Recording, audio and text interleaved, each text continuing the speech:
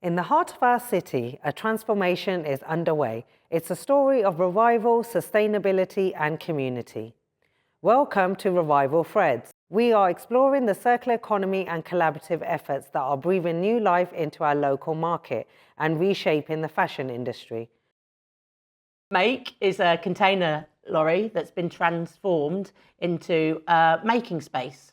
And so we've got some great facilities there. We have sewing machines, overlocker. We have a laser cutter. We also have 2 kilns and a clay area. And we also have a fully functioning woodwork shop.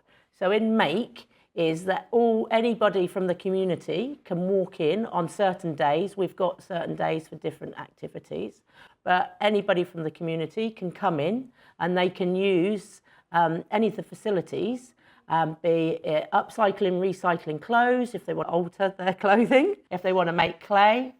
We have a clay social. We have woodworking sessions, so you can come and make bookshelves or planters. And then we also have a laser cutting machine. Oh, and we also have a workshop which is screen printing. We built that community of women who meet every week to share. From there, we also thought, okay, it would be nice to make it more sustainable. We thought that there was an opportunity for us to make things that could be sold to partner organizations. So we sold them to Camden Council, we sold them to a private client. There was an opportunity there because there are skills here, there are capabilities that we can use for the community to generate revenue, to generate jobs. And then through Adam Thorpe, we learned about the project that he's working on with Troy and Our Little Markets, and we thought there is some connection that we can do. The potential in how different groups from the education side to the community side, how we can actually collaborate together.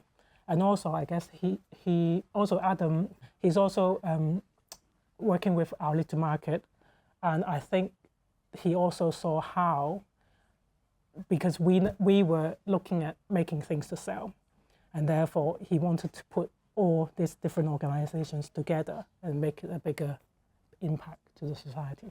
The whole process within the community, you can make in Somerstown, you can teach people, but also can you also sell within Somerstown? So it then becomes within its own entity. The collaboration between T-Factor, CSM and Our Little Markets is kind of, it's actually worked perfectly to support the local people, because what we've identified is that a lot of local people, they want to sell stuff, they do want to sell stuff, but they over the years they've maybe become a little bit disillusioned with selling on the market. So what we've had to do is kind of raise aspirations and speak to these people and kind of give them encouragement. These are through much long consultations. We identified that, look, you're going to have a space where you can sell stuff physically on the market, and if you so choose, you can come out onto the market yourself and sell. Also, we understand that people have got other commitments, so what we're going to also do is have a digital online selling platform where you guys that are local makers can then sell your stuff on our online platform. We're also collaborating with local makers. We're starting with the Sewing Club, which are based down at the school, Edith Neville Primary School at the moment. And we're looking to collaborate more with local makers. Some people naturally want to make things. Some people naturally want to sell things. But there's a huge gap from making something because you're passionate about making it, and then actually getting it ready for selling it in a retail environment. So the online platform is really to supplement the physical marketplace and make it more sustainable.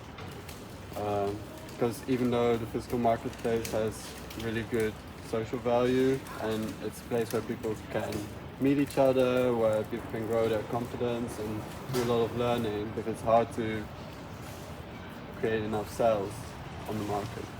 When we started doing work with the Sewing Club, we've been meeting up for the last, I suppose, about 3 months now, and kind of just mapping out what that's all going to look like. Mapping out, all right, how much stuff are they going to be making, who's going to be making it, working out how much could this be sold for, working out the appropriate stuff for on the market. Then we've gone to our young people or our people in our network and said, all right, so can you commit to however many days a week of selling?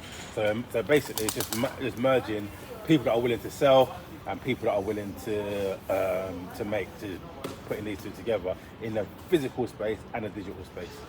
We're also going to collaborate with the BA Fashion at Central St. Martin's to organize a catwalk with products that are going to be produced by the sewing group.